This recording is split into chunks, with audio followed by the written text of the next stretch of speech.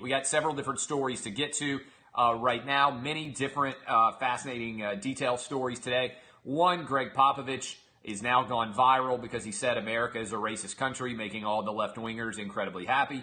Also want to talk about LeVar Ball and why Lonzo Ball needs to declare independence from his idiot of a dad. Comcast, Disney, and Fox, the battle for control of the Fox rights that are being sold is up for grabs right now. Come hang out. We'll talk about that. And there is a controversy, and I can't believe I am saying this, but there is a controversy over a scene in the movie Peter Rabbit. Yes, Peter Rabbit, the Beatrix Potter literary classic that yours truly grew up reading. Flopsy, Mopsy, Cottontail, all of the brothers and sisters of Peter Rabbit, Mr. McGregor, the gardener that Peter Rabbit steals food from. There is actually a legitimate controversy over the movie Peter Rabbit. In 1945, we defeated the Nazis. In 2018, we got offended by a CGI movie starring rabbits. That is where we are as a country. Let's dive in right at the top. Let's talk about Greg Popovich. All right. Greg Popovich has decided to become America's most woke coach. And as a result, he's become the most popular coach in America, according to MSESPN, which falls all over themselves, CNN, all of the crazy people out there in the left wing of the media that want America to be awful. There's a good question for you right off the top here. Why are so many people in the media so desirous of things to be awful in America? You ever notice that? There's this huge collection of people that want things to be awful. You could practically see the media furiously masturbating when the stock market was down over the past couple of days. It was like they got great glee in the fact that the stock market was down. I don't understand it. Why are you rooting for bad things to happen to the country? Because it makes your worldview feel better. Here's the truth of the matter. This country is stuck in 1968. Not in race relations, but in the way we talk about race relations. Right now in the country, there's 60 some odd percent white people. There are about 12% black people. Black people aren't even the majority minority group in this country right now. It's Hispanic people. Nobody ever talks about Hispanic people except in the context of immigration. There are more Hispanic people in this country than there are black people. No one sits around lamenting race relations between black people and Hispanic people, between black people and Asian people, between white people and Asian people. The country is much more diverse than white and black. In 1968, this was effectively a white and black country. Therefore, race relations, it made sense to talk about them in the context of black and white. Now it doesn't make sense to talk about the race relations in the context of black and white because it's a much more diverse country. There are lots of Asian people. There are lots of Hispanic people. There are lots of people of mixed races. And so this idea that racism only exists as white people towards black people is fundamentally broken. I talked about this yesterday, okay? But this is something that I would love for people who are like Greg Popovich always arguing America is a fundamentally racist country, right? That's what Greg Popovich said. That's what everybody's praising him for. If America is a fundamentally to its core racist country, why was nobody saying it in 2014? Why was nobody saying it in 1998? Why was nobody saying it in 2006? Why suddenly in 2018 is it cool to say that America is a fundamentally racist country? Because in the left wing of the country, there is a legitimate belief that everything is going to hell. And I think a big part of that is nobody has any historical context in this country. We are a historically illiterate country. As somebody who has studied American history my entire life, I can tell you that in the entire scope of life that you could have lived in America, there has never been a better time to be alive in America than right now in 2018. Unemployment is at basically an all-time low. The stock market is at effectively an all-time high. The average real wages for the median person in America today, right in the smack dab middle of this country, has never been higher for a per capita basis. Our poor people in this country, and I put poor in quotation marks, have subsidized housing. They have phones with internet access to a variety of information that has never existed in the history of mankind. They mostly have cable. They have food. They are not dying of starvation. they are actually able, the poorest people in this country, to go out and get jobs. I have said this for a long time. If you can graduate from high school and not have a kid until you're 25 years old, those don't seem like really hard and difficult standards to put out there. I'm not saying you need to go to college and get an advanced degree. This is true. If you can graduate high school and if you cannot have a kid until you're 25 years old, the poverty rate in this country is zero. I would be out banging a drum telling everybody in the country those goals starting at the age of 7 or 8 years old. Graduate from high school and do not have a child before the age of 25 years old. If you can accomplish those two things, which don't seem that difficult to accomplish, your poverty rate will be zero. There's a 100% chance that you will not be poor and that your children will not be poor. Okay? Greg Popovich said that America is a fundamentally racist country. This is the number one fact that I would respond to Greg Popovich with. If America is a fundamentally racist country, then you effectively have to argue that every country in the world is racist. Because America is one of the freest and least racist countries in the world today, right now. In particular, I want to hit you with this fact. If America is fundamentally racist, and I asked you this yesterday, but I think it's an important fact that everybody who hears this systemic racism and everything else out there, why, if the country is fundamentally racist, are Asian men the highest earning people as a group in this country? The average per capita income of an Asian man is $81,000 a year in this country. The average per capita income, I'm doing this off the top of my head, for a white person is $68,000. So Asian men are dunking on every other ethnic group in the country. If America were a fundamentally racist country where no one can get ahead, how is it that Asian men can show up in America? Most of the people who have come from America, come from Asia, have gotten here in the last 150 years. That's fair, right? They haven't been here 300 or 400 years by and large. If America were a fundamentally racist country, how is it that Asian men are the highest earning ethnic group of any group in the country? Does anybody have an explanation for that? I would give you a couple. One, Asians are a culture that values education more than anything else. It's a stereotype and it's a cliche how hard Asian people bust their ass in school and how hard their parents make them bust their ass in school.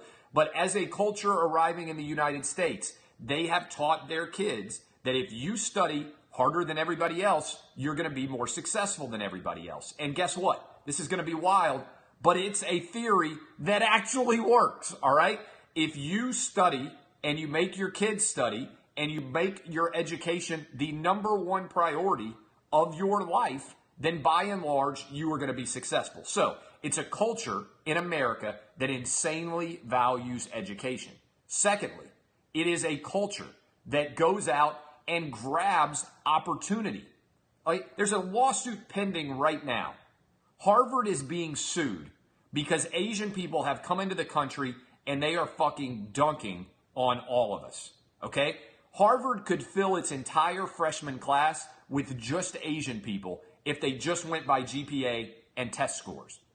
Harvard is being sued by Asian people because Asian people believe they are being discriminated against by the admissions committee at Harvard because everybody at Harvard should be Asian if you just went by GPA, basically, if you just went by GPA and test scores. They are showing up and they are dominating, okay?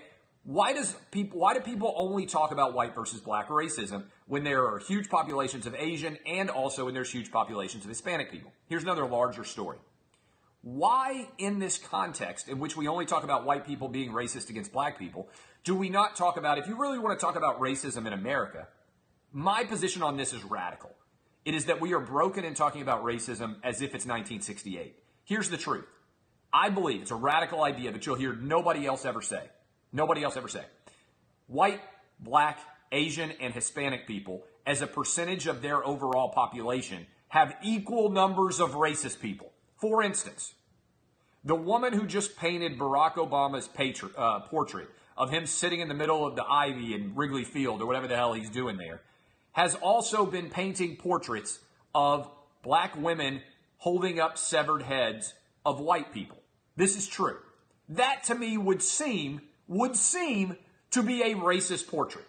If you make a portrait of a black person holding up a severed head of a white person, think about the reaction if George W. Bush's portrait artist had been doing paintings of white people holding up black heads. That portrait would get destroyed immediately, right? And everybody would be like, oh, this is just evidence of Republicans not respecting black people, not supporting and respecting black lives, all these different things, right? All of that would be true. That would be argued immediately. You know, it would be the number one story in America immediately. The portrait artist of Barack Obama and Michelle Obama does that, and nobody reacts. Do you know why? Because we're living in an artificial reality where only white people can be racist. And then people say, well, we want to have a conversation about race, but basically what it boils down to is white people are awful. I have a radical idea. I think percentage of the population-wise, there are just as many black people who are racist, just as many Asian people who are racist, and just as many Hispanic people who are racist. That is, each race has some portion of their race that judges other people based on the color of their skin. That's the truth.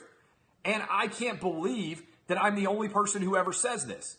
America is a multiracial society today, and yet we only talk about racism in the context of Greg Popovich when he wants to say America's a racist society, white people towards black people. Here is my question for you, and I would love for somebody to ask Greg Popovich this. Why have Asian people come in and dunked on everybody else? Why has Asian achievement in this country vastly exceeded people who've been here for hundreds of years, like my forefathers, vastly exceeded the achievements of virtually everybody else? Why has that happened? It's a great question. Nobody wants to address it. But it would seem to me that if America were a fundamentally racist country and the only people who could get ahead were white people, that Asian people wouldn't be the highest earners in the country today. That seems to be a big, glaring, bright, shining light that is saying Greg Popovich is wrong. Asian people show up in this country and absolutely dominate. Just happened to look at the comments and had to murder a man. Had to murder a man. If I look over and somebody is complaining about the topics, then you're dead. You disappear. Okay? That's my thoughts on Greg Popovich. Nobody else is going to talk about it. I'll mention it probably on my show tomorrow. We'll probably talk about this. How come nobody else talks about it? What is the huge flaw in that argument? The huge flaw in that argument is what? That Asian people haven't been discriminated against? Guess what? Yes, they have. Asian people have been discriminated against. Last century, in the 1940s, Asian men were put into, along with Asian women, internment camps in this country. That's a pretty big deal. Not an expert, but when everybody who was Asian was gathered up and put into internment camps during World War II, I think that's kind of a big deal. That seems, I'm not an expert, seems like that might be discriminatory. You gather up all the Asian people and you put them in internment camps in the 1940s. That seems like kind of a big deal. Just going to throw it out there. Just going to throw it out there as potentially a big deal. Okay, a couple of other things I want to get to. I got to tell you. And by the way, the Popovich story is a fascinating one because it's more evidence of how everything in sports is biased. If I were a coach and I came out and said, Asian people are dominating in this country, it would only get coverage because people would be like, oh, this is not a woke enough take from Clay Travis. This is an unacceptable take for an NBA coach to have. We have acceptable and unacceptable opinions. And anything other right now in sports, then guess what? America's not perfect, but it's not a fundamentally racist country, is considered racist. Everything you say, which is anything other than, I don't know how black people get out of bed in the morning. I don't know how they even try to go to work. I don't know how they try to do anything in this country at all because there's so much systemic racism they could never succeed. You say anything other than that, you're racist. That's the truth. And so we have created this entire cottage industry of making people victims. And guess what? When you make people victims, you convince them that they can't succeed. And that's what we've done. That's what left-wing politics has led to. It's led to a hopelessness in the black community that is perpetually victimized, whereby many people in that community actually believe that they can't succeed. My question for you would be, hey, look at Asians. They're fucking kicking ass.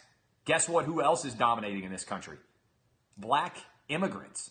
Do you know who comes into this country and dominates in the black community?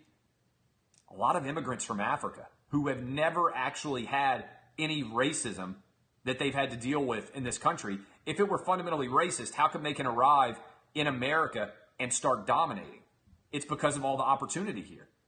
Black immigrants vastly outperform native-born black people. If it were a totally unfair America, why are immigrants who are coming here, many times not even speaking the language very well, showing up and dominating so quickly? It's because there's tons of opportunity if you get off your ass and grab it and don't believe that you're a victim. The victim culture is a major problem in America today. The same problem with the offended culture. They all tie together. Don't worry about what people are trying to do to you who are not good people, right? Racism exists. There are bad people in the country and in the world who are going to judge you based on what you look like. But if you allow those people to impact your ability to succeed, then what you're doing is actually giving them the power. The civil rights movement was all about taking the power from racists. Now you're constantly giving the power to racists, saying, oh my God, how in the world could we possibly succeed with all of these racist people out there? Well, control you. Don't worry about anybody else. Be so excellent that you have no other opportunity but to succeed. There's a lot more people who don't like me in this country, trust me, than anybody who's out there. And there are constantly people working against me. Go through my mentions. People want me to fail all day. You know why I love succeeding? One, I love my job. Two, I love dunking on my critics. Yet to have a critic who makes more money than me. Yet to have a critic who's more successful than me. And I'm just getting started, baby. I'm at 38. All right. LeVar Ball. Speaking of an idiot, this is what needs to happen. I'm a dad, okay? I am a dad. I've got 3 boys just like LeVar Ball. At some point in time, your kids have to declare independence from you. 100% they have to declare independence from you. And so if they don't, then you have a situation where your kids have no actual balls. And LeVar Ball came out recently. If you didn't hear this, he talked to Latvian newspapers or whoever the hell he was talking to. And he said that Lonzo was not going to re-up with the Lakers unless LiAngelo and LaMelo were also on the same team as him. This is a ridiculous argument. First of all, it presumes that any team in the NBA is going to sign Lonzo Ball if they also have to get LiAngelo and LaMelo, which is fundamentally not true, right? There's no way that's going to happen. But in a larger context, what this is representative of is Lonzo Ball needs to stand up. He needs to grab his dad by the scruff of the neck, and he needs to effectively say, at least metaphorically, Dad, I'm done paying attention to what you say. He needs to tell the media, only pay attention to me, don't cover my dad. Because LeVar Ball is media catnip. People say they don't care about LeVar Ball, but they consistently click on articles about LeVar Ball. They consistently watch segments about LeVar Ball. People lie about what they actually like. I remember back in the day, people would say, hey, I don't care about Brett Favre and whether or not he's going to retire. And then I would get the data on what people clicked on, and it would be like, guess what? It's everybody out there trying to get as much as they possibly can all of this situation, right? Everybody out there trying to get as much info as they can on Brett Favre. And so, as a result, the same thing was true of Tim Tebow. The same thing is true of LeBron James. Everybody who people claims that they don't like, they actually click on at insane rates. This reminds me of, I always like to use this example. People said, why do you not write good news? Why do you not write just good news every day on the internet? So I had a story. St. Jude Medical said, hey, we've got a cancer survivor who's going to be announcing a draft pick. We want to give you this story exclusively. People said, oh, that's a story that'll kill. I wrote that story. Few people click in. I can sit there on Google Analytics. Same day, Aaron Murray's got a new girlfriend, smoking hot girlfriend. I put up pictures of her. Aaron Murray's got the Georgia quarterback. Aaron Murray's got a new girlfriend. You're not going to believe how hot she is. The site almost goes offline. Everybody is clicking through, guys, girls, old people, young people. Everybody just rolls right in to see how hot Aaron Murray's new girlfriend is. Everybody's all over it. Why? Because hotness sells. Good stories don't sell. Sex sells. Controversy sells. People claim that they want good stories without controversy. What you really want is feuds, controversy, sexy stories. LeVar Ball sells. The problem is that Lonzo Ball needs to declare independence from his dad. We've seen this before. Venus and Serena Williams, Eli Manning and Archie Manning, John Elway and Jack Elway, Tiger Woods and Eldrick Woods, or Earl Woods, whatever his name was, his dad. I got to tell you, the son, sooner or later, or the daughter, has to tell the parent, you know what, I love you, but this is my life, I'm an adult now. And stick the parent's story into the background. I'll tell you an own story from my own life. LeBron James had to do this to his mom. I have told you before, my mom used to get in the comments and run around in the comments agreeing or disagreeing with everybody. I had to tell my mom, hey, I understand you think I'm the best son ever. You're right, by the way. I am the best son ever. I'm sorry to all of you out there that may be sons of mothers or grandsons. I'm the best son and the best grandson ever. Number one. You might be number two, but I'm the best ever, all right? As a result, I had to tell them, I had to say, you know what? You have to not say anything, Mom, in the comments. People are going to say mean things about me. You have to deal with it. You know I'm perfect and that their criticisms have no impact. And I had to tell my wife the same thing. Because right now, to this very day, the number one people who respond and get angry is moms and wives, right? Or vice versa. Husband, like, if you're in a significant relationship with a public figure, you talk to politicians all the time, the kids and the moms never forgive. You go after somebody's dad or somebody's mom, kids and family never forgive, okay? That individual may forgive, everybody else is not. Once Lonzo declares independence, he needs to say, my dad's a knucklehead. This is very simple. He could say this, look, when he gets asked about not re-upping with the Lakers, he needs to say, listen, you all need to stop paying attention to my dad. I love him. He's always going to be my dad. He's the reason that I'm here today, but he's not going to be the reason that I stay here. And the reason that I stay here is because I'm going to become my own man. And as a result, if you want my opinion on something, I'll give it to you. But all you idiots running around covering my dad's opinion and then asking me for his opinion are not actually journalists. There are 14 other guys on this team. Nobody else's dad ever gets quoted anywhere. The reason why LeVar Ball has oxygen, why my dad speaks like he does, is because you guys cover him like he is the person who makes decisions for this family. That was true in the past when I was a kid who was a minor. I am now a grown-ass man. I make all my decisions. And so if you have questions for me, I will answer them. If you ask me anything about my dad, I will never answer it again. And on top of that, the individual reporter who I see writing or asking me questions about my dad, I will never talk to you again. I'll never answer another question from you. That's the way we're going to play it. And you know what would happen? Immediately, everybody would say, God bless Lonzo, and the story would die. The story would disappear because all those reporters and all those media institutions that need Lonzo would stop covering his dad. That's the truth. He needs to get good advice. All right, let's talk for a minute. Let's talk for a minute about this additional story that I think is, well, first of all, let's talk about Peter Rabbit. We beat the Nazis in 1945. Now we live as a society perpetually triggered, perpetually offended by things that do not matter. There is a movie out called Peter Rabbit. I have not seen it yet. I probably will see it because I see every movie that kids go see. I just went and saw Coco over the weekend. Fabulous movie. I love Pixar. I love everything that Pixar does, even though they make me cry all the time. I love all the Pixar movies. Coco is fantastic if you've got kids or you got grandkids or you got nieces or nephews and you need to take them somewhere. Coco's been out in theaters forever. I just went to go see it this weekend. All right. Peter Rabbit evidently is in a movie, and in that movie, he throws, along with other of his rabbit compadres, throws some blackberries at Mr. McGregor, who I believe is the gardener in this story and or the villain in this story. I used to read the Peter Rabbit stories a lot when I was a kid, the Beatrix Potter stories. Let me say this at the beginning.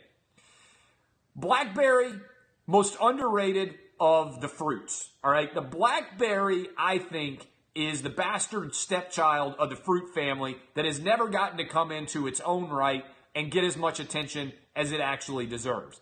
I think the blackberry is the most underrated of the berry family, all right? I'm just saying it right now. The blackberry in the cobbler is the greatest cobbler that has ever been made. If you disagree about blackberry cobbler being the best cobbler, I would suggest that you have never eaten blackberries. Now, we used to pick blackberries in my yard when I was a young boy. And I'm not even making this up. We had a blackberry bush that would grow that my grandmother, we would go out, and I didn't do it very often. It's not like I worked dawn to dusk. I would do it for like 20 minutes. Let's not pretend here that I was like an immigrant worker or something, like picking strawberries or anything. No. I just would pull them off a few at a time, and I would eat the blackberries as they ripened right there off of the bush, off the blackberry bush. And as a result, we would also have blackberry cobbler. I don't know if blackberry cobbler is popular anywhere outside of the South. I'm not sure why cobbler isn't universally popular. Blackberry cobbler is the best of the blackberries, all right? So I feel, of the cobblers, I feel awful, okay? I feel awful for anybody that would be allergic to blackberries. I also have never in my life heard of anyone who is actually allergic to blackberries. Like, I'm not sure that anybody is actually allergic to blackberries in the entire country. I mean, I'm not kidding about this. I have never heard of anybody being allergic to blackberries. So evidently there's a scene in this kids movie featuring CGI generated, aka animation bunnies, where they throw blackberries at Mr. McGregor, who is actually allergic to blackberries, which, by the way, some of you are pointing out, may actually be racist. If you're allergic to the blackberry, I think you're probably just racist. Maybe you're not woke enough. Maybe the antidote to blackberry racism is just straight wokeness, woke juice. And I definitely have woke juice right here. And I'm going to pause and take a drink from my woke juice. And so, evidently, then the guy has to get an EpiPen or something because he's got an allergic reaction, okay? And all these people are up in arms because they're like, this sends the wrong message about how we deal with allergies. But first of all, I grew up on a lot of cartoons that were incredibly violent. Wile E. Coyote was always getting shoved right off a cliff by the Roadrunner, and anvils were always landing on his head. In my youth, as a child, I don't recall ever being on the edge of a cliff and trying to shove another kid off that cliff because I wanted to pretend that I was the Roadrunner and he was Wile E. Coyote. I also don't remember ever dropping an anvil on a child's head. The idea that kids are going to watch Peter Rabbit and decide to try to kill people with allergies is, to be frank, patently absurd. And the idea that you would watch a movie about fictional rabbits and leave deciding that a scene was unacceptable is, to me, the peak of woke level modern day media. Quit being a bunch of pussies. As I say on this show all the time, don't be a pussy. All right? This is not a big deal. The Peter Rabbit story turning into a controversy is proof to me that everybody just sits around now all day long. Nobody's working. People are just sitting around trying to find things to be triggered about. This is not real life. I got to tell you, stop being so pathetic, you large collection of losers. All right, finally, and I'm going to talk more about this because I keep running out of time. I try to keep these shows to 30 minutes. Comcast is trying to buy the Fox assets that Disney has already agreed to acquire. They are bidding up to $10 billion more, potentially. There is a $1.5 billion fee to break the relationship between Disney and the selling of the Fox assets. This, my friends, sounds a lot like a story that should be getting more attention than it actually is. I'm going to talk about it a lot tomorrow on this show, presuming that people will stop being dumb like Greg Popovich and LeVar Ball, and that the rest of the world doesn't die of BlackBerry attacks. Because, frankly, I think the real terrorist here is someone who is throwing the BlackBerry as opposed to consuming the BlackBerry, because I'll guarantee you this right now. If I have a BlackBerry in my hand or a pail of blackberries, I am not going to waste that delicious, delectable fruit. I am going to put it in my mouth and eat it, and that's because I'm not a racist. I love the blackberries more than you could ever, all of you. I am Clay Travis. This has been Outkick the Show. Share it with your friends. DBAP, don't be a pussy. I will see you guys tomorrow, 6 to 9 a.m. Eastern, giving you an idea what's coming on the show. We have got my guy Lance Taylor to talk about the fun. We have also got Britt McHenry coming on, and we'll talk to John Campbell from Oddshark. I am Clay Travis. Go visit sportsbookreview.com. Sign up. Potentially, you can drink and hang out with me in the suite there for the SEC basketball tournament if you go to thehomeloanexpert.com. And if you're going to be at the Preds game tonight, I'll see y'all there. I am the king of inclusivity. I sit on the iron throne of tolerance. I am your boy, Clay Travis. I'll see y'all tomorrow.